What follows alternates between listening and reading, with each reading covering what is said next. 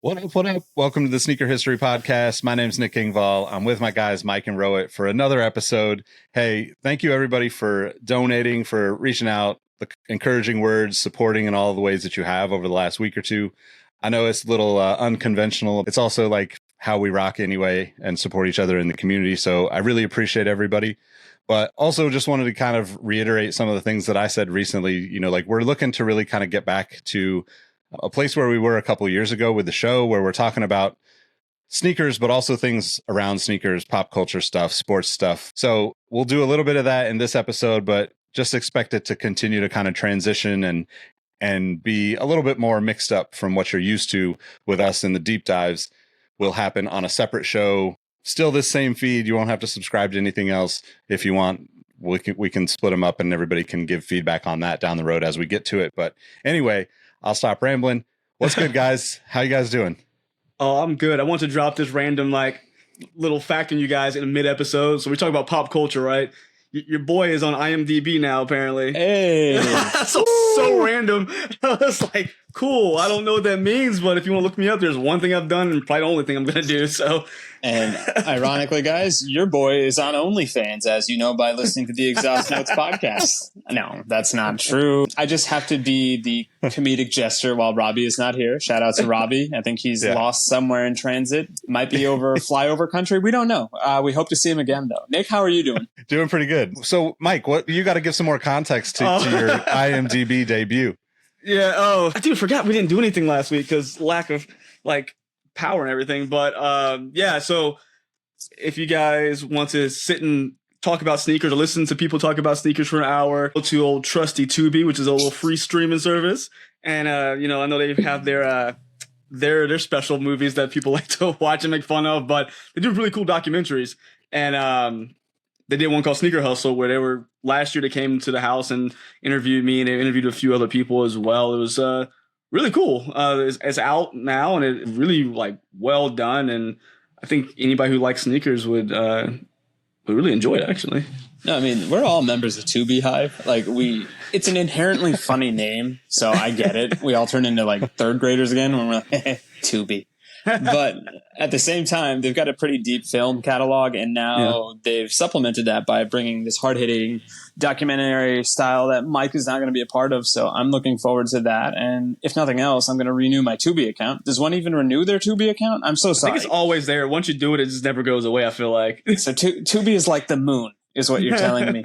It's there for good. You got it forever. So we need everybody to hop onto IMDb and look up Mike Guillory and leave reviews or comments or stars. What do you do on IMDb? I don't know what to do with it. Apparently you can. It's like Wikipedia for movies. So it says help contribute to this page. So again, I've only been in one thing. So if you want to add anything for fun, let's I was in this super big movie. Let's add it in there. Maybe I'll get a check eventually. Can you add YouTube links to Tubi? Or sorry, I have no idea. To IMDb.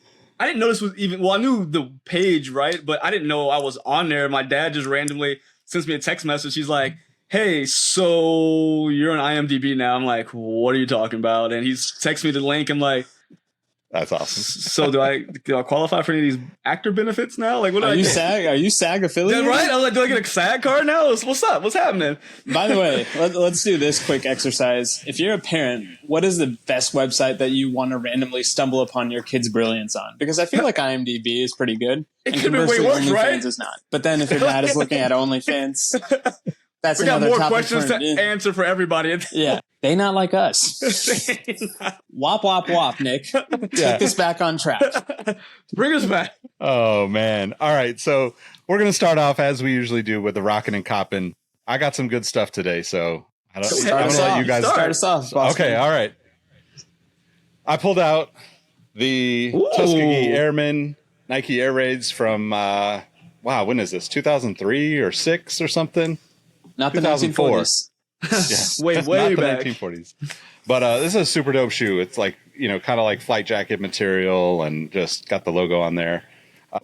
So the reason why I pulled these out today is because in the Discord, we do these weekly events. We basically, I suggested doing shoes that we think people might have forgotten or that somebody might not know of. So that's my random pull to wear today for my rockin'. And then coppin', I actually bought these like months back and I forgot that I bought them, which is typical Nick behavior. Don't do this at home, kids. This is Equipment CGS 91, kind of like classic Adidas runner with classic colors that like, I forget the name of the green, but it's like one of my favorite Adidas color combinations. So that's mine.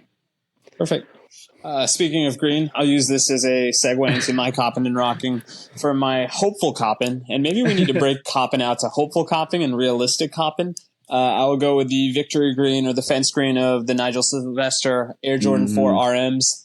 My issue is I don't know how the hell are we able to buy these. Like Sneakers has that cryptic imagery of just the story replaying over and over and again. And I know that they're supposed to go live on the 20th, but hook your boy up. And I know that we've got listenership in the greater Pacific Northwest, and I'm just going to leave it at that. But how do we get our hands and, more importantly, our feet on those sneakers? As for what I was rocking today, the Kobe 8 All-Star Game, I like to call them the Minty Cheetos, just because that's what it reminds me of. But that's just me. I'm kind of quirky. Mike, how about you? What are you rocking? What are you copping? Well, first off, one thing, that Minty Cheetos gives me an idea for an episode where we should just come up with the worst snack choices ever. Well, that one wins automatically, and Minty Cheetos sounds terrible. Are you kidding me? I feel like, and maybe this is me being a bit stereotypical, I feel like that would kill it in the overseas, like Far East market. Like I could see some Korean or some Japanese food tasting kitchens being like, we know Americans. They like their breath to be minty, and they have an unusually high tolerance for Cheetos. Let's make this happen. I mean, Look, I'm not proud of this, but I used to smoke Newports back in high school, and were they the Mentos? They're Are they the Minty Cheetos of the cigarette game? World? As a kid, you're like, well, this will probably at least make my breath better than smoking regular cigarettes, right? So, yeah, still the same. It's like nothing. By the way, at all. Guys, we've hit a new threshold with our podcast. We're officially going to have to put a Surgeon General's warning at the start of this episode because smoking can kill you. And it will cause cancer. So please don't do it, especially if you're underage, kids. Yeah. The more you know, because knowledge is power. Can we get that going across the screen for that? Yeah. All I was going to say is, Rohit, go ahead, whoever you find who's going to get that shoe, put an order for 2 in, because I need that pair myself. But rocking is a birthday present for my lovely wife. I can never get a white shoe to show well in this because of my stupid light, but it's the oxidized green Jordan 4, which when I got these, I walked into the Nike store. She's like, want to get you a pair of shoes for your birthday. Great. And they had the military blues, which, like Nick, that's my favorite 4. I kid you, I have both in my hand. That military blue 4 is actual garbage compared to this one. Like, the materials were so bad on it compared to this. I'm like, I can't even justify buying this shoe for that amount of money. So you're gonna sit right back there. So that's how we ended up with this. And it's a very nice shoe. I think it's like an upgraded version of the metallic pack, if we had to compare it to something. Yep. And then Coppin was one that came in today from the good folks over at End. This was the Nessie, the ProGrid Triumph 4, their End and Saucony collaboration. There's a little Nessie in there. Super cool. Materials are super nice on it. I haven't got to wear it yet because it came to the door in the middle of a meeting. So I just kind of ran to my door so I grabbed the box and opened it. But super, super cool. Super thankful to those guys for sending that over. So that's my video on the channel coming soon. Coming soon tomorrow, actually. Like we're gonna make this happen. If you listen to us, well, I don't know what day you listen to us. It's probably up already. it'll be up.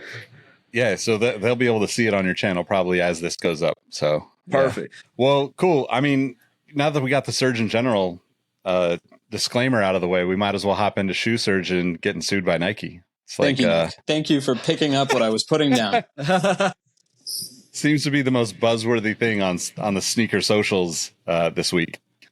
But how about this, Nick? Can you give us, because some of us are parents and some of us are living under rocks, could you give us and I hate using this terminology because it's probably one of my biggest icks in the corporate world. Could you give us the elevator pitch of the Shoe Surgeon saga? They're going to say 50,000 foot view. I was like, I hate that so much. It's a pretty big elevator if it's that high.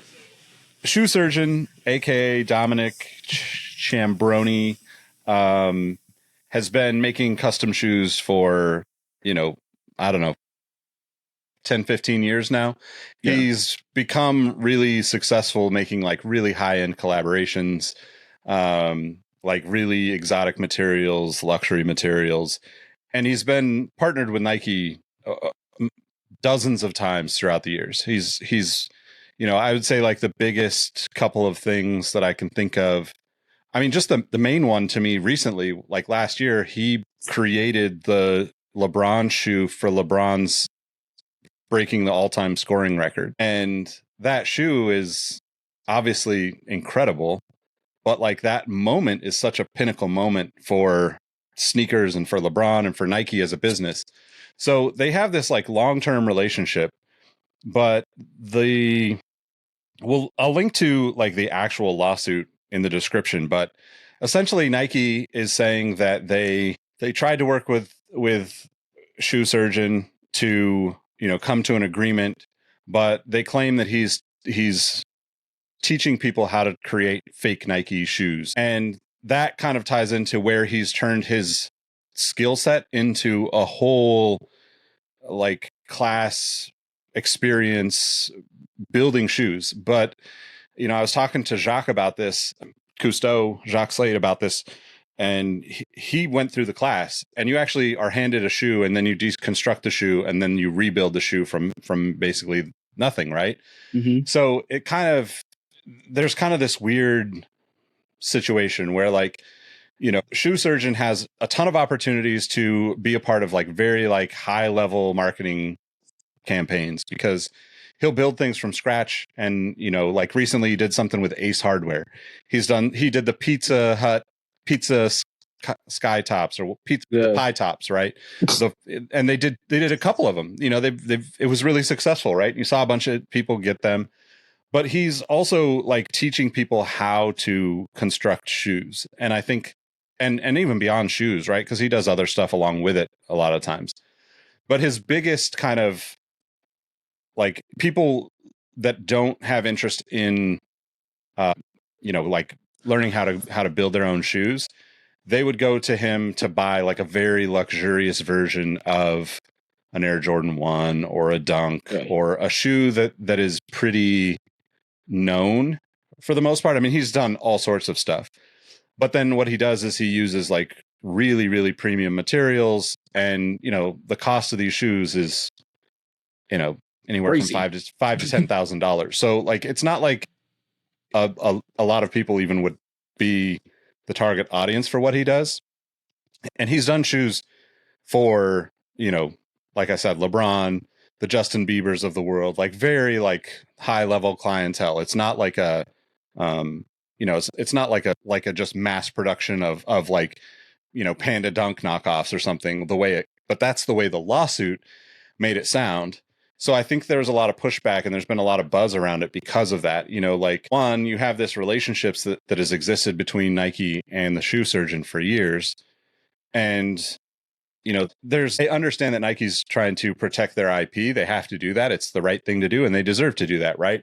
But on one hand, you're asking this guy moments that are like the most celebratory in your history to be a part of it. And then on the other side, you're claiming that he is mass producing, like the wording is like mass produced, replicas, right?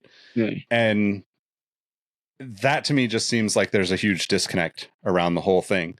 But I think, I don't want to get too deep into like all of the Shoe Surgeon stuff throughout the years, but he's built a very like successful business teaching people how to do this stuff, and my perspective on it is that this is the thing that a great company would do in the past, right? Like you would find the best people, the people that are passionate about it.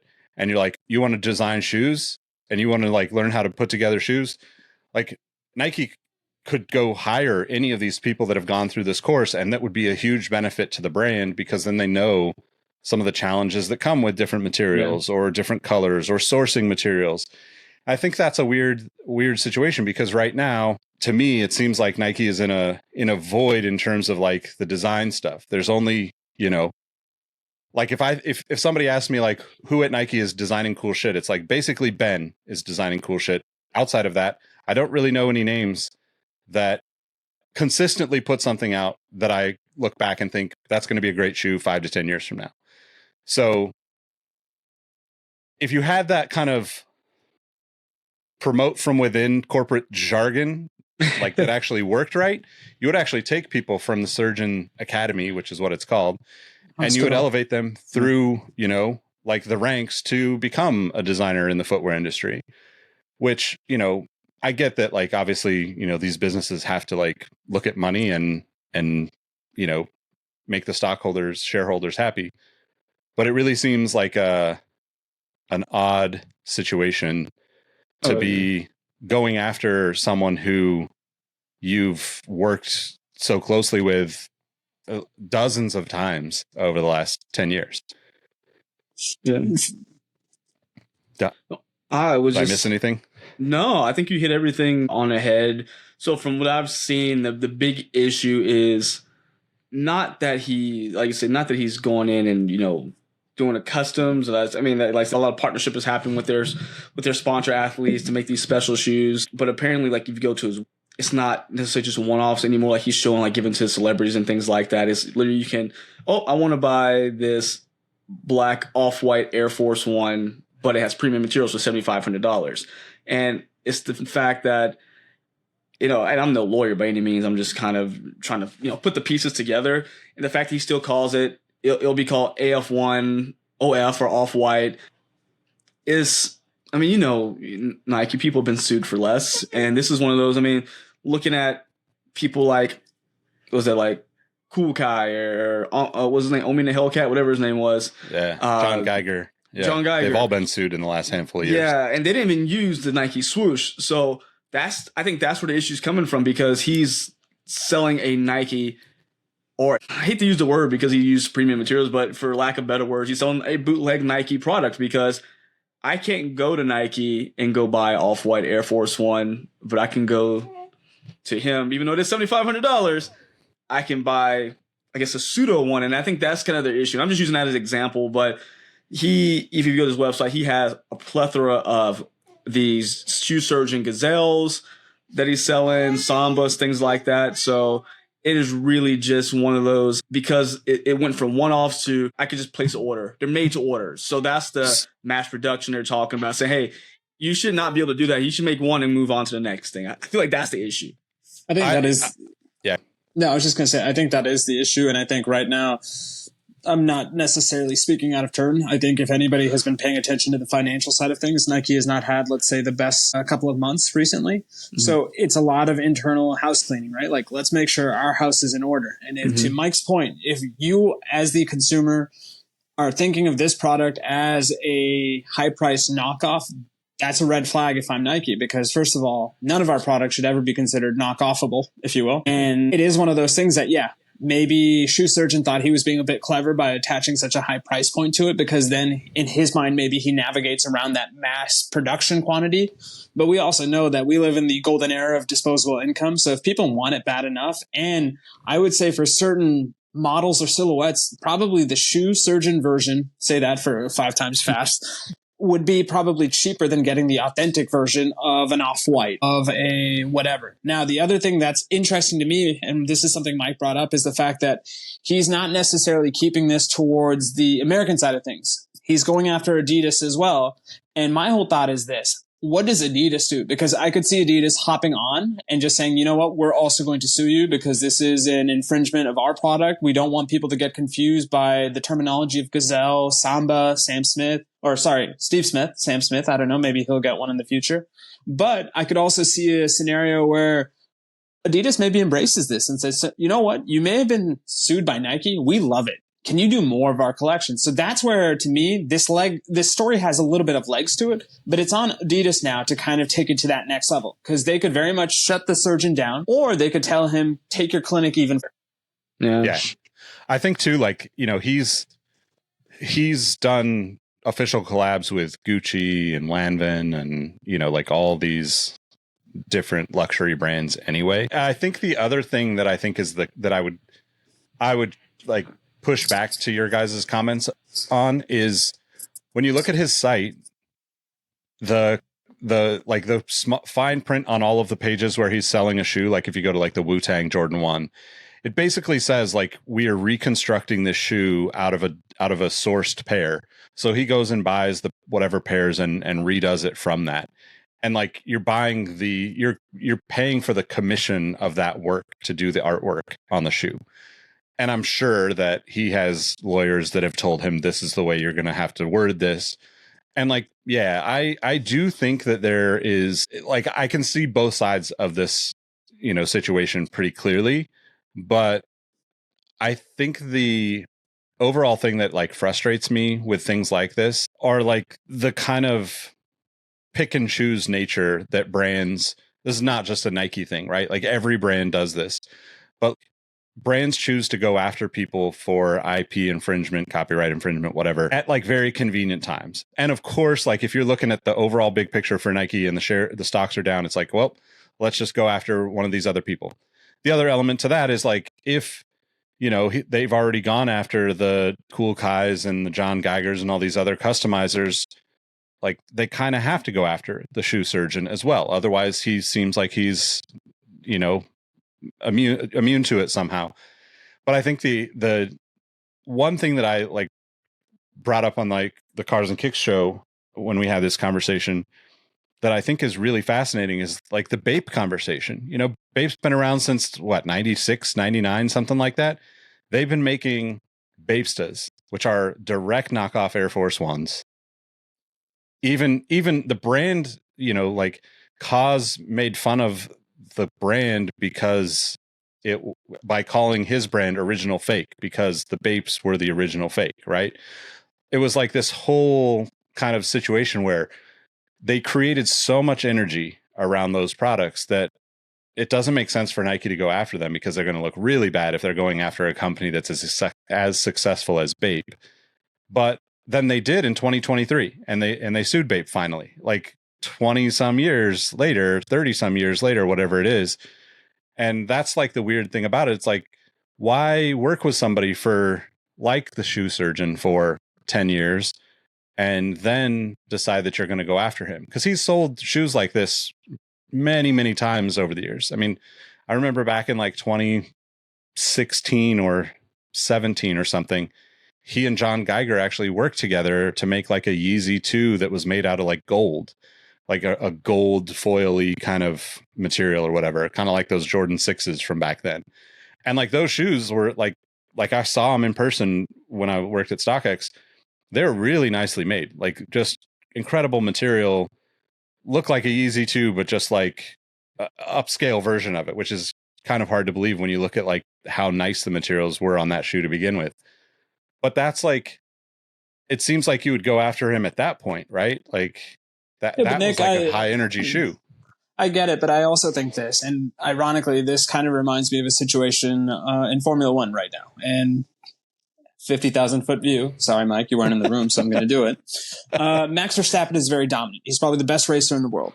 Right now, we're seeing a little bit of a resurgence of a secondary driver named Lando Norris. Now, for those of us that are not heavily in tune in what's going on the track, those two are also, per most media reports, best friends. Now, what's happened is, as Lando has gotten better and better and has taken trophies off of Max and done the unthinkable and caused there to be a perceived title challenge, we've kind of seen Max sour a little bit around it. And I think it's one of those things where Nike is very cool with these one-offs here or there. Because to your point, if there's something that Nike is in the business of outside of shoes, it's in the generating hype business. So if the shoe surgeon has that in spades and he has that groundswell of excitement and genuine hype, Nike's going to go for it until it becomes detrimental to them, until it cuts into their actual profit margins, until the fact that, you know what, I do want to go after this shoe surgeon shoe more because for whatever reason, it just speaks to me. And I think that's the crux of the matter, because it's what we like to call the little brother quandary, right? Your little brother's the best in the world until he starts kicking your ass in your favorite thing. And then you're like, no, this has to stop. There is a certain order of the jungle that needs to be maintained. And I think that's part of it as well. Yeah. I wonder if it's worth it, I guess, is the best, my best question, because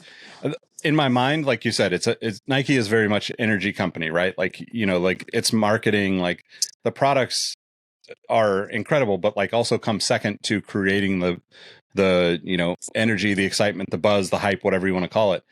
And like you've done that with the shoe surgeon for years as like your go-to guy for some of these like very important sports moments. is it worth burning that bridge? I understand from a corporate perspective, everybody's dispensable like that. We all know that every corporation thinks that humans are replaceable, right? But like the reality is like the shoe surgeon is probably one of the biggest in like the sneaker world in terms of like hype and clout and like respect. I don't know what his follower count is, but he's way up there. You know, like he's one of the most known in what he does. But Nick, it's also one of those things where I think we as a sneaker podcast are often guilty of the fact that what we think we know and what we notice about the industry is a prevailing thought. That's not how Nike operates. That's not how these corporate entities operate. Yeah. They care about the person that hasn't made that leap yet, because their whole premise as a existence is to allow people to become sneakerheads. So then when they become jaded, cynical vets like us, they've got a brand new, fresh batch of people that they can convert. So I think this is also one of those things, and we've touched on this a little bit, so I hope I'm not too much of a broken record. Nike needs wins any way, any shape, anyhow that they can. This may be a easy win in their perception because, to your point, they're still Nike. They're still going to triumph over any single shoe customizer that there is, no matter how prolific or how successful or how hand in hand they've worked in the past. Mm. But it's just one of those things. Sometimes you need to be able to just whip it out and slap people in the face with it. Now I've done enough to earn the explicit status on this episode of the podcast. Pop out and show them, huh? Yeah. Well, so my thing is this, though, and I think the issue is not only keep protecting their IP, you know, most corporations, and when they have these lawsuits, that's kind of what they're going to fall behind, especially like big corporations, retailer corporations, protecting IP, protecting this brand that they've built up. But think about it. Rohit really kind of hit on the head. They need a win, and that win needs to come from them being able to, lack of a better word, eliminate some of the easy competition. So with all these brands out here, and are not brands, well, yeah, they're brands. They're companies in their own, like, their thing. They're these customizers, these, I don't know if you want to go extend to call them cobblers, what they do, they're rebuilding these sneakers. They are saying, okay, we've gotten to a point. You saw how popular, like from the lower cost ones to the higher cost ones, you saw how popular they got over the past like 4 or 5 years because people got sick of losing on the sneakers app, right? That's what it all stems from. People got sick of losing. People got sick of the extreme limited quantities and reselling. So they said, I'll just go buy a custom one somewhere. So, but those are different, right? Oh no, 100%. Well, because those are actually like built shoes from some. They're like actual like. That's my like one argument is like, shoe surgeon is customizing Nike product that he buys. Okay, if that's the case, then is that even possible for a company to sue? Well, okay, but the thing is, so if they're going to say, "Oh, I missed it on Travis Scott's on Nike, I'm gonna go. I'll spin the bag. I got the disposable income to go buy it from shoe surgeon." Although, I can't make it make sense because I'm not here vouching for Nike and what they're doing. Just kind of playing devil's advocate here because if Nike can get rid of anybody else who poses a threat to someone else buying a shoe that's remotely Nike adjacent, make them come to me. Why not clear them off the board? Now all I got to deal with is how do I figure out how to beat ASICS now? How do I figure out how to beat Saucony? How do I figure out how to beat Adidas at their game? Let me clear the easy guys. Let me get the pawns off the board. Let me deal with the real issue in the background, and why not make a couple $1 million off of it? That's the way I'm kind of viewing it, because even I think as I was like kind of dealing with the unruly child not want to go to bed, I saw OBJ just won a settlement from Nike, so they just lost again. So, And I appreciate your point about the chessboard, but I think it's also one of those things that if we had to classify Nike as a chess piece, they're the king. Yeah. And if you kill the king, you win the game. Now, the one drawback of being the king is you can only move one square at a time. So Nike essentially, I think right now is operating under the pretense that, hey, we're the queen. We can move in any direction, at any speed, at any progress. The only thing we can't do is that weird L shape because that's what the horses do. But at the same time, it is one of those things.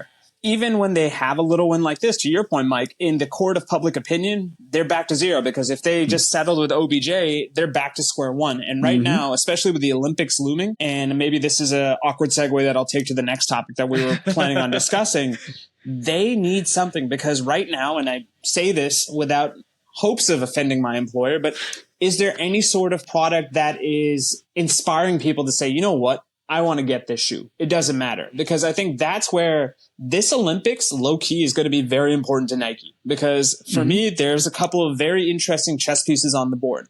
You have the possibility of USA basketball winning a gold, but maybe I'm overrating this because I'm part of the Wemby Hive.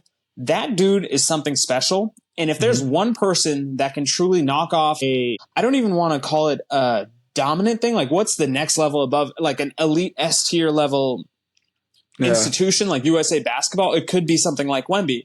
And in my hypothetical fan fiction that I've drawn up in my mind in the last 30 seconds, if Wemby somehow takes the French team to gold, or at least gets them to the gold medal game and puts a competitive fight, I think he does two things. Whatever shoe he's wearing, A, that's going to be the new hotness. And then B, I think he is a transcendent enough player to knock off the old adage of big men don't move sneakers, because I think he might be the one that's capable of it. And he's got it perfectly set up if he can somehow take the French team to the gold medal game and somehow get a decent result against the U.S. Yeah.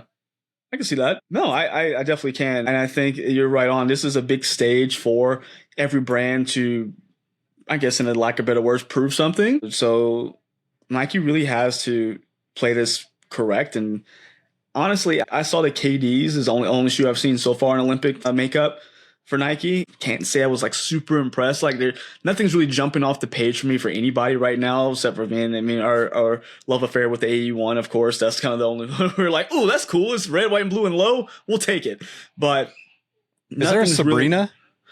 There was. Is there? Because, I believe Jrue Holiday is the official ambassador of the Sabrina, because I think he's been wearing the ones and the twos. But like going back to this, and I kind of buried the lead. Right now, with regards to the Olympic marketing, Nike's tagline, as some of us saw today on Thursday the 19th or 18th, I don't know, I'm not good with days. There was a Kobe teaser this morning, and it goes back to probably one of the most prevalent Kobeisms, which is winning isn't everything. Now, Nike's glommed onto that, and they've made that their unofficial rallying cry for the Olympics. And winning isn't everything. Winning isn't for everyone. And we're about to see that in full athletic competition.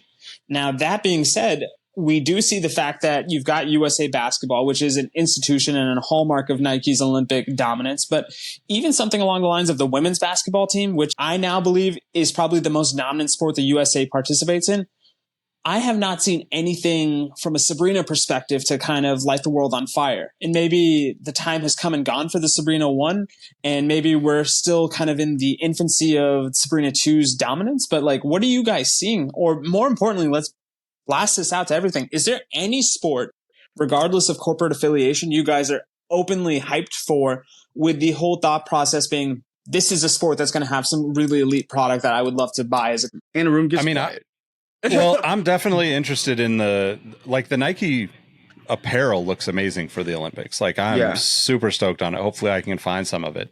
But the what's the skate shoe? I just totally went blank on it. Crap.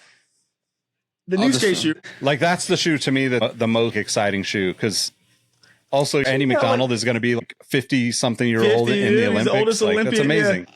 I have never really felt that there was a connection between footwear and the Olympics until well after the shoes come out. Like I think that the shoes that people wear outside of like maybe 2012 when they had the fly, that was the best time. That was like, like whatever I forget what PS8. Sorry, I didn't mean to cut you off. I found it though. The PS8 is the yeah. That shoe looks dope. I'm super excited about that. Same. I kind of lost my train of thought, but like I don't necessarily associate like Team USA colors until after the Olympics, or like until you're leading into the Olympics. You know, like it's like you're buying a shoe potentially to wear during the Olympics, in my opinion, or whatever. And like, yeah, you're going to wear, like, sneaker guys are going to wear it year round, right? If Travis is listening to this, he's losing his mind right now because I'm trashing his first love, basically. But like Olympics apparel and Olympic like footwear to me is a very much a lead in and and an exit. Like I'm not thinking about it and I'm not looking at it. Like, you know, most of the guys are going to wear the same shoe for the entirety of the summer, right?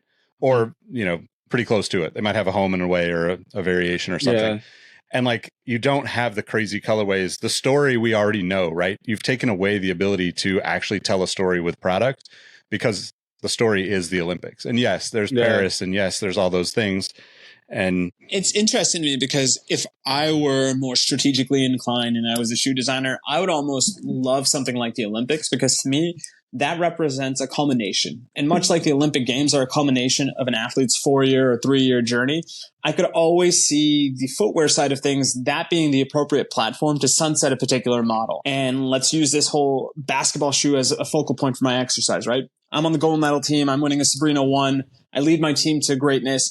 Before I step foot on that podium to get my gold medal, I am swapping out my Sabrina 1s for Sabrina 2s, and that's the next chapter. And then that's how I would imagine a footwear company operating. Now, that's not necessarily the case. Some people like to go heavy. We've talked about the tri-pack of AE lows that are going to come out. That's a pretty cool concept. But you are kind of ham-fisted in the sense that it's going to be red, white, and blue for America and now France as well. And that tends to be the primary colors for a lot of people. If you're fortunate and you're supporting the Olympics in a much global scheme, you also get the added benefit of yellow and green as well, because that's the 5 Olympic rings. But yeah, we really can't do much. Yeah, I mean, you're right. So we do kind of get pigeonholed into the same, 3 colors. And I think it's just the allure and just the legacy of the Olympics, which people really, like I say, talking about those shoes. I mean, no matter how you cut it, would it be the Jordan 7, the Jordan 6, the up-tempos, something from LeBron, something from Kobe, it's all red, white, and blue.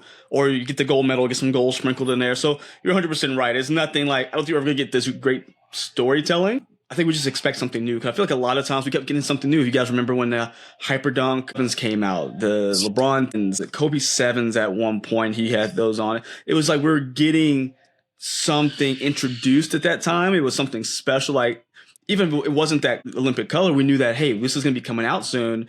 And I feel like we've been missing that. They've shown this LeBron training shoe that he's had on like once or twice. Interesting, but I don't think anything moving the needle like the Hyper Dunk.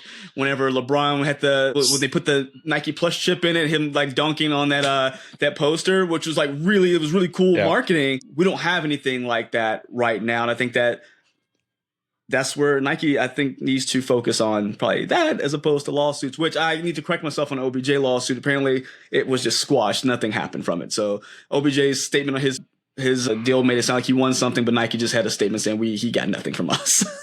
Well, which is a win in its own right. I mean, I know we don't want to make this a legal hour, so to speak. And until Mike gets that 3-episode arc on Suits, like we'll have to kind of just keep this to this 45-minute episode in a sense. My law knowledge is babbling. You're Rachel Zane's long lost brother, Michael Zane. Yeah, with way less paralegal knowledge. You got the knowledge of the streets, though. And that sounds kind of save me from myself, gentlemen, as you are always prone to do. All right, so what else do we got on the list? I keep seeing Mike's Wolverine shirt, thinking that we need to talk about Deadpool and Wolverine and these Adidas that are coming out, and the movie itself. But yeah, I mean, it's one of those. Yeah, we had Jaylen Brown, so we're gonna circle back to Deadpool and Wolverine. I guess once we see, we can go full circle when it comes out in about 12 days. I'm not counting at all. No. Actually, I know it's just 8 days. It's July 26th. Yeah, it's 8 days. I'm so sorry. Look at that. I messed myself up there. But anywho, talk about Olympics. Jaylen Brown, who got snubbed and feels some type of way about it. Preface this, but I'm not a Jaylen Brown fan nor Jason Tatum fan. He bugs me. And the reason I said is because I understand that you want to go against the corporation. I get it. Like, that's cool. Be the small guy. Go start something yourself and enjoy it. I mean, you have people like Langston Galloway start his own shoe brand. Do something like that. But he has basically taken shots at Nike. I think he used to be Nike sponsored. He was. And he still wears Nike. He just like acetones off the logo. I'm like, don't wear them anymore. If you don't want to be around them, don't wear them. And then he was sending subtle shots or direct shots, I guess, with weird looking eyes, like when he got snubbed for Derek White in his place for the Olympic replacement for Kawhi. And I mean, let's be fair. Yes, you are very good, borderline great basketball player, but they don't want that distraction when they're trying to win a gold medal. I mean, that's my thoughts. I mean, I can't really be objective about this because I think him and Jason Tatum and the Celtics are just clowns in general, along with the Memphis Grizzlies. But you just have to realize, you have to look at yourself in the mirror. It's like, if I want to be put in these situations on this global stage, I'm not saying don't take your stance on things. Like, if you have a particular stance, that's great. Take your stance, but distance yourself from the company. Wear something else. You don't have to wear Kobe's. You still have something inside you that wants to be cool, quote unquote cool, and wear these Kobe's. and have something to talk about, but distance yourself. Put it on a Reebok. Put it on an Adidas. Put it on something else. You don't have to do this. I mean, I'm going on this real soapbox rant right now, but I saw. Yeah. All right, I'm going to play devil's advocate then. I'm going to play devil's advocate then because I'm not a Celtics fan. I can't stand the Celtics. I do like Jaylen Brown. If he was on any other team, I would say I would actually like him. But he's on the Celtics, so like I can't even really give him that. But I think it's not even about the Olympics necessarily. I think it's because he's so outspoken all across the board, right? He's not a good fit the same way that, you know, like many people that speak their mind are not a good fit with a lot of big brands. And, you know, like going back to the other conversation we were talking about Nike cleaning up, you know, like, hey, if numbers are down, the company has to clean up. And that's a shitty thing for everybody that is on the receiving end of that cleaning up work. But I think with Jaylen Brown wearing like a Kobe, you know, like I don't want to be too problematic with it, but like if you played in Kobe's for most of your career, I would argue that like you're probably playing in the best shoes available. But if so your like stance is that strong though, if I want to be that against the machine, what am I going to do? I understand. I mean, I think that's what all these guys deal with, right? Like we see this, you know, we saw this a few years back with like the Rockets GM and China and like LeBron and China. And it's like, I'm very outspoken about my opinions. I'm very much like, again, like listening to this show, like, you know, that like, I'm not taking money from a bunch of people. Like I have this morning, we had 3 different offers from gambling sites to sponsor the podcast. I don't want people getting hooked on fucking gambling. I'm sorry. I don't gamble like, anyway. It's not worth it, you know?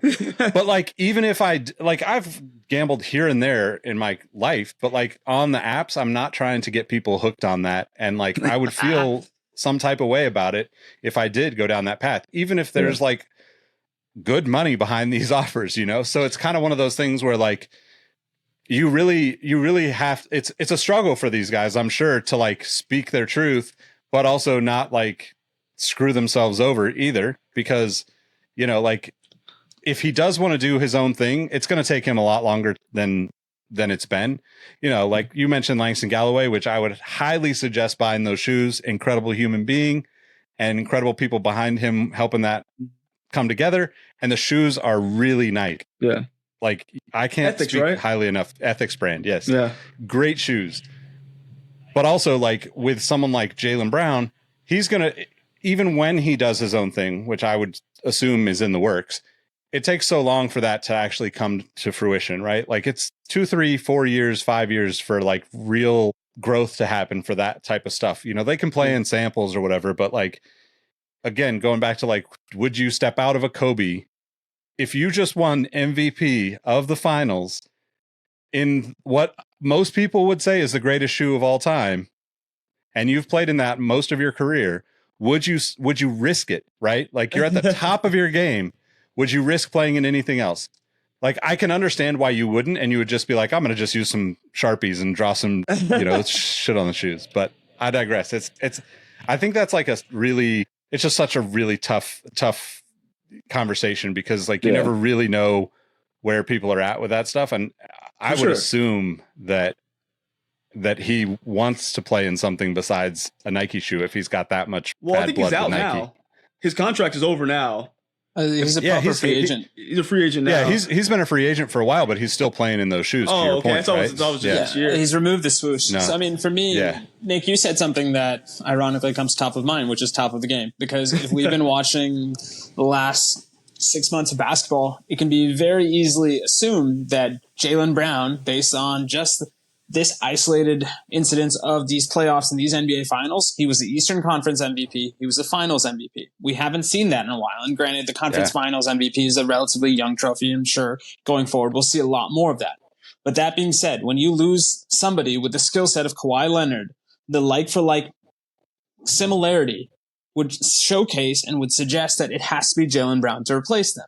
Now, that being said, as smart of a person as Jaylen Brown is, and he is lauded as being the exceptionally smart one of this generation, he is a future NBA Players Association president, if he isn't already. He's very connected to the inner and outer workings of the game. sometimes less is more. Sometimes you have to play the game if for no other reason to further your cause. So when you see a situation like this, and you know that you're not necessarily on Nike's Christmas card list or Kwanzaa card list or Hanukkah card list or Festivus card list, you have to kind of look at the entire situation as it is in these particular snapshots that I'm about to describe to you. Step one, he and LeBron James have had some sort of falling out or some sort of, let's say, difference of opinion with regards to the collective bargaining agreement and the Players Association thing. Nike and LeBron are hand in hand. So that's a perceived strike one. Yeah. Strike two, to your point, he has affiliated himself in the past with two, I would say, verified people of anti-Semitism awareness is how I'm going to hopefully tiptoe that very carefully. Yeah. With Donda Sports and Kanye West and Kyrie Irving. Now, for somebody who is lauded for being the intellectual giant that he is, he went to Cal Berkeley, he's a really sharp guy. He did not, in my opinion, just my opinion, not that of my co-host or my employer, do enough to distance himself from those allegations and those perceived slights. Strike two. He is also very outspoken. I'm pretty sure he has his thoughts on the likes of, let's say, Gaza versus Israel, right?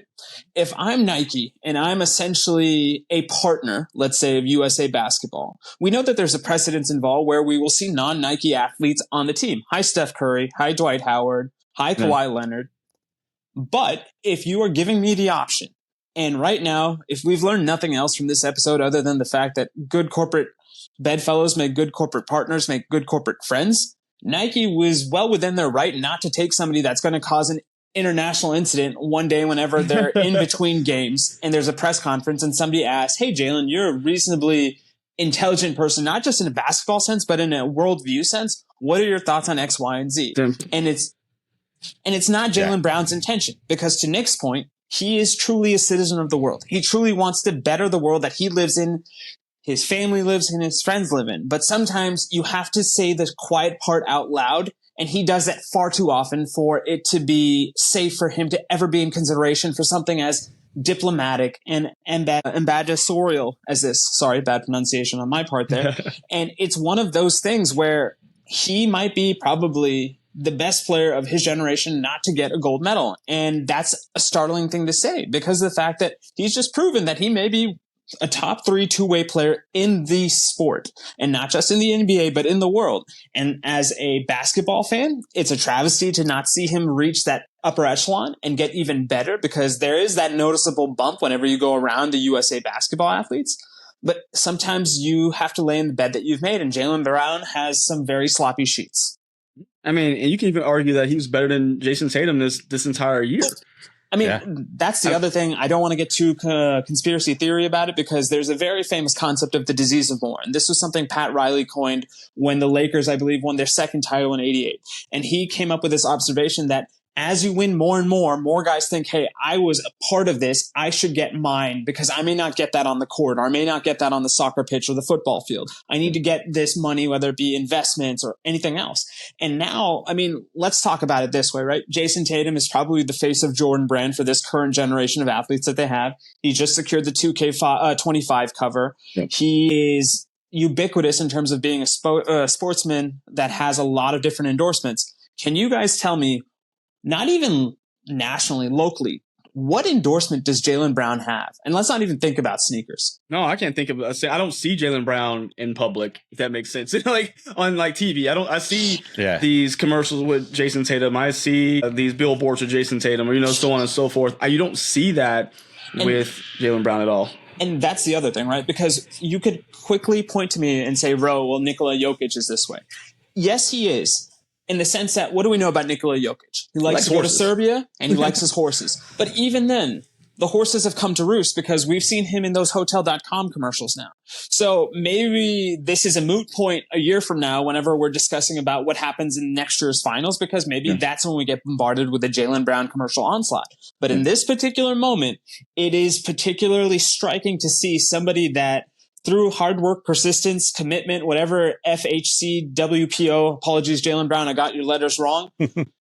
He has no commercial thing to showcase for it, and I'm sure that's got to be frustrating. And one last thing I will say, Jaylen Brown once again did the quiet part out loud, which was not necessarily a fault of his own, but even something along the lines of saying, hey, I don't think Bronny is going to be a pro.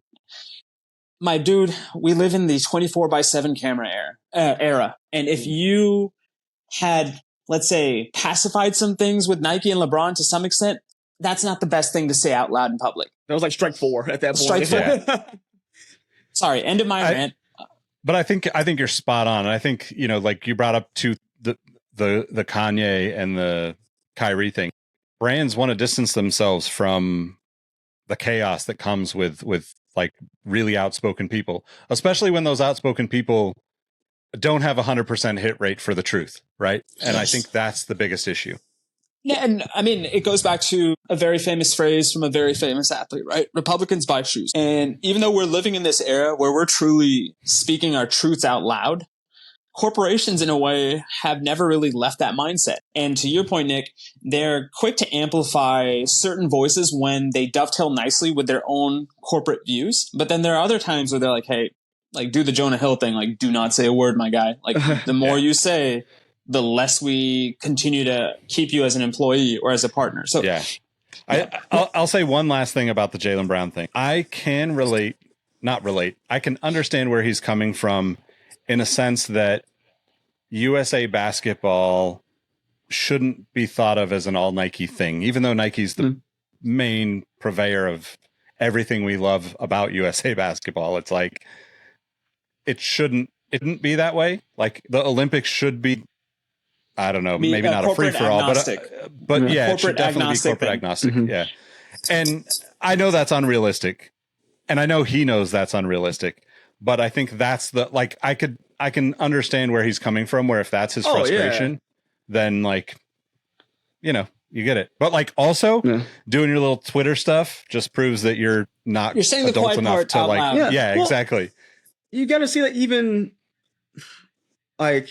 though they say he had attached himself to Kyrie and to Kanye, if you notice, Kyrie has kind of been working his way back into people's decent graces because he's learned, again, not to say that quiet part out loud, like you mentioned, Rohit. He has become more, what's the word I'm looking for? He's smarter when he speaks. Situational awareness, right? Thank you. His awareness has been way better.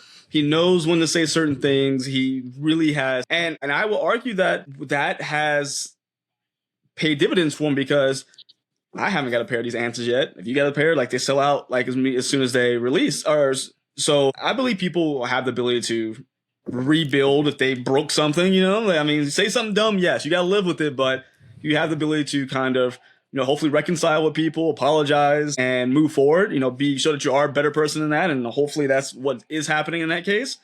But with Kyrie being such a quote unquote mentor and friend of Jaylen Brown, how is he not getting the same message? That's my thing. It sucks. We all have to play the quote unquote game, the corporate game, for whether it be working for or being sponsored by Nike or just our normal 9-to-5 job. We have to play that game in some way or form. And again, if you don't want to play the game, you have to find another way. You can't just complain about it. It's like the person you're going to work with complaining all day. It's like, then leave. I can't listen to you complain all day. Especially now that you have such a big following, we see it so much. That one day, my feed on Instagram was just nothing but his pictures of his tweet. I don't care, but I don't want to see it. So it's move on. You have the opportunity now. Find a proper partner. Go to answer with Kyrie. If that feels like that'd be a good fit, where you feel like just weight off your back from whatever Nike's doing, do what's right for you. That's what I'm saying. And I'm not just saying this to have him just stop talking. I don't want him to not be him and stand for something, but take the weight off your back and let's not complain about things if we can prevent them, basically. Yeah. I think that's the biggest issue, right? If Kyrie is the guy you're looking up to and looking to guidance in this situation, you kind of got to already know that he chose a very difficult path through all of this stuff. And, I think the other part of it that makes it difficult for everyone right now is we're all in our echo chambers, right? I don't think we've ever been more divided and isolated as human beings, both in the physical sense or in the belief sense, right? We now can find the people that believe exactly what we believe on the internet. And people just refuse to like think about anything else. And I think they like pot up together basically. Yeah, you just find the people that agree with what you're saying, and like now you have all this confirmation that like, for better or worse, whatever you think is the truth is confirmed by those other 10 people that share the same belief. And I think that's the hardest part about the whole situation with any of these guys, right? Like I really think a lot of these like up and coming athletes are going to have a hard time like kind of navigating that, because you know, look at how many people they look up to that are not the right people to look up to, you know, and I wouldn't, I don't know any of these guys personally. I mean, I do know Langston Galloway, and I would say like, if you want to look up to someone, like that's an incredible dude, you know, like he is top-notch human being. And I think that, you know, it's rare that you find that, you know, like we've had the conversation dozens of times, but it's like, look at what LeBron became with a camera in his face since he was 11 years old.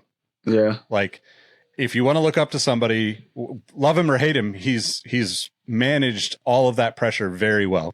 Yep. And Skip Bayless is looking for a job, you know? Yeah, he has become the king as promised, right? Like that's the crazy part. Like, and if you would have, I mean, obviously I am like Allen Iverson fan beyond anybody, but like AI is himself all the way, but he would not have been able to handle all the stuff that LeBron had to. Oh no, yeah. Michael Jordan, same thing. And I think that's the struggle of where we're at, is like if people don't know how to find the right person to look up to, they can definitely find people that'll guide them in a direction that can head them down the wrong path. And I'm not saying that like Jaylen Brown is going down the wrong path or anything, but like if you've made missteps and you've aligned yourself with people that have had similar missteps in the last 4 or 5 years, then you probably should be looking in the mirror and like listening to like people outside of those people that just say yes to whatever you say. With great power comes great responsibility. And that being said, let's end on a light note. And the power that we are essentially alluding to is the Marvel Cinematic Universe. Because guys, I know the things may have been a little bit dour for the last 2 segments, and we're going to try to lift things up as we end, but am I wrong to think the fate of the Marvel Cinematic Universe is in the balance, and they are doing everything they can to load the case amongst their way? Because this is going to be Deadpool and Wolverine, the first R-rated movie in the MCU. They are really kind of embracing this Ryan Reynolds persona, almost bordering on the fact of like, does this feel authentic? Does this feel within what we consider to be the confines of that friendly universe? Like, Mike, you are my senior Marvel correspondent. Like, I mean, this is like, where do you want to lead us down this 5-minute journey into the multiverse? So this is kind of our preview to the actual episode we're going to do down the line, but it's one of those, I think this is going to be that defining moment for Marvel. Like, hey, we've been kind of slumping for a little while, for lack of better words. This will be the defining moment to say, hey, we took this chance. We have a lovable character that has done great in, you know, on the Fox side of things. Now we bought him. Can we keep that same formula with Disney? We let him have his rated R. Let him keep it true to what the character was and movies were. And then we brought back, of course, the legend himself, Hugh Jackman, who's now said that he can do this until he can't walk, basically. I'm like, bro, come on. Keep on with it. Just give him some steroids. You'll be all right. But I honestly think this is going to be more of a fan service movie, which they need right now. They need another win like Spider-Man No Way Home. This will... I'm not... But that's so far removed, Mike. Like, that's the other thing. It is. And I don't know if this is going to be a story progressor. Like, you know, a lot of other Marvel movies were like, oh, this is going to get us towards Thanos or get us towards, you know, well, Kang at that one point. I don't think we're going to get that movement forward, but I think it is going to be something that introduces characters. I've heard this may be the full introduction of mutants into the Marvel Cinematic Universe. All speculation, of course, but Mephisto? Mephisto did it, right? I really feel like this is going to be the movie people have been looking for. It's almost like it may have some connection, very minimal connection, but it'd be like Iron Man 1. Like, we enjoyed Iron Man 1 for Iron Man 1. We weren't looking forward to the next Avengers movie because we didn't know that was even going to be the end game at that point until we got to the very end and we saw Nick Fury. So I think this is something people can go into and enjoy it for the characters that they love, get back into that fun Marvel spirit without having, I think someone had mentioned like this may be one of those movies where it has its stakes, but it's not one of those, it will end the entire cinematic universe stakes like a lot of these movies have. It's one of those, hey, it is very contained within itself, and people can actually sit and, again, go in and enjoy it without having this expectation of, okay, how's it connect to this or how's it connect to that? But again, we won't know until we actually see it. So this is just Mike's preview of the movie so far. From Mike to Nick. Yeah, go Nick. Well, I just got to say, we got to go back to the Surgeon General warning. We don't condone steroids either. Cigarettes, steroids. Dang, we missed it twice today. Sorry, guys. No, I mean, I'm super looking forward to this. It's been a while since I felt like I have to see a movie in the theaters. And I feel like a lot of people feel that way about movies lately. I just read something. I wish I saved it, but I read something the other day about just how down Hollywood is numbers wise. Yeah. And I feel like this is one of those movies where, I'm a pretty big Ryan Reynolds fan to begin with, but the Deadpool character that he's done is probably my favorite. And yeah, Hugh Jackman is literally a 1.1 if you're ranking, So I just can't see any bad outcome from seeing this movie, basically. Yeah. So this is what I was thinking, and thank you both for unlocking this thought. So we were chatting about LeBron earlier, and to me, Ryan Reynolds taking Deadpool to the Marvel Cinematic Universe is like LeBron joining the Lakers. You have this person, this entity that exists on its own, that is so polarizing, that's so loved, that's so hated, that you can't help but have an opinion about LeBron James or Ryan Reynolds as Deadpool. And you've got this MCU or the Lakers where they are not hitting the heights that they previously were. What was once considered an unstoppable dynasty has been stopped cold in its tracks. And so this is almost a deal with the devil of let's buck things in a way that we haven't before. Because the one thing that I think we forget about the Marvel Cinematic Universe, especially in its inception, was their ability to create stars. And yes, Robert Downey Jr. was a star in his own right. And I'll concede that point. But Chris Hemsworth, Jeremy Renner, Mark Ruffalo, because we all know him as the Hulk now. All these people grew alongside their profiles in the movies themselves. Yeah. And they became these megastars after the fact. So like a great dynasty, they cultivated these stars on their own. Now, the thing is, with dynasties, they have a tendency to die in a nasty way.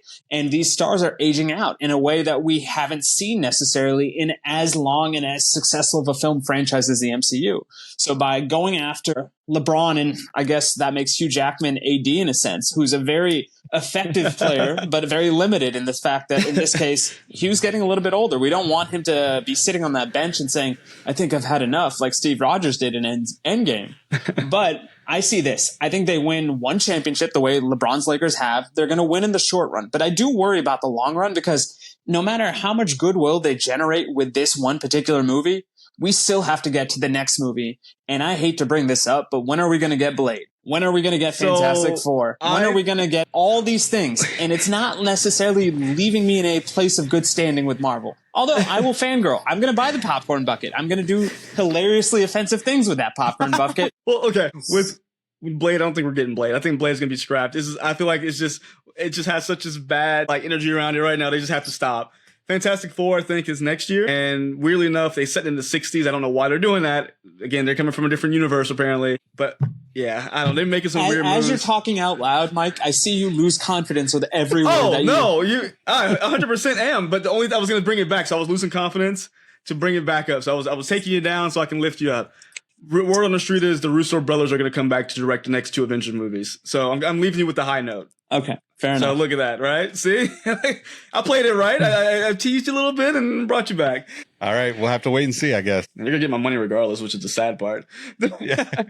Right? That's it. Yeah, exactly. That's us in a nutshell. It's for 30-somethings that are always in that Fry operating model of take my money, whatever the thing is. Yeah, we're not good role models. We are very easy. We're so easy. We are so stupid. I think that's a good place to cut it off, you know? Yep. Please sponsor us. Allow us to get even stupider. Sponsors with food. Can anybody with food? M&M's. Y'all remember us? Yeah, we had that one episode. Yeah. Come on, Mars Candy, sponsor us. Yeah. Sponsor us, Skibbity Toilet, whatever you want. God. By the way, I went through searching these things and just me and my brother were sitting there asking Davian about all these terms. I'm like, I can't even say words. I'm just like, so my brother's just making him string them along in a sentence. We're like, this is so silly. So Fun basically, times. if you want to learn what your 10-year-old is saying, just hit up Mike. You can find him at. You can find me here, Sneaker History, of course. We can definitely have one of those episodes. You can find me on Instagram and Twitter at MadWatcher789, and of course on Instagram at Mike Guillory. And on IMDb. Don't forget about that. You know, Don't Tubi, IMDb. baby. Getting that Tubi money. I ain't got no money. They ain't paying me for that. Mike's going to be like one of those like C-list actors that like 20 years later he gets a 37-cent check and they're like posting it on Twitter to be like, oh, this is how much I get paid for my movies now. Stay tuned for your favorite Redbox direct movie. I'll be on that. I'm waiting for that Instagram story with that 37-cent check with Mike saying can't tell me nothing by Kanye West. Framing it. Speaking of framing, you can find me on the collective framework of the internet at Instagram on RohitM13, on X/Twitter at Roheezy, on OnlyFans as the Tan Tornado. Nick, where can they find you? Always a new one. Always a new one. one. At Nick Engvall everywhere. More importantly, at Sneaker History. And make sure you hit the first link in the description to join the Discord community. We might be actually making some changes to that soon, too. So stay tuned for that. Appreciate y'all. We'll catch you on the next one. Peace. See ya. Hey, everyone. This is Nick again. Before you take off, do us a solid and head over to Apple Podcasts to leave us a review. Give us a rating on Spotify and Amazon Music, and make sure you're subscribed to our YouTube channel because we have even more video content coming soon. Speaking of new content, we have an amazing community of sneaker enthusiasts that hang out in our Sneaker History Discord on a daily basis. While sneakers is a connection point that brought us all together, we've all discovered countless shared passions that we have in common with each other. We recently launched a couple of new podcasts directly from our community. One of them is a Formula One podcast. If you're an F1 fan like me, the Exhaust Notes podcast is your weekly fix of Formula One fun. It's hosted by myself, Rohit Malhotra, and Todd Yates. New episodes drop every Tuesday. I've been wearing fitted hats for years and collecting my favorite teams since I was a little leaguer. It has been awesome to see so many new fans getting into fitteds in recent years. Crown and Stitch is our new talk show about fitted hats with Dexter, Keith, and myself, where we talk about fitted hats, snapbacks, throw in some obscure hats because we all kind of like some funky stuff once in a while, don't we? Copping, collecting, and so much more. New episodes drop every Wednesday. Hit the links in the show notes for this episode to give our new shows a listen, and be on the lookout for more new podcasts dropping soon. Last but not least, tell someone you like their kicks today. You never know how far a simple compliment can take you, and we all know how good it feels to have someone show their appreciation. Thank you all for the support, and we'll catch you on the next episode. Peace.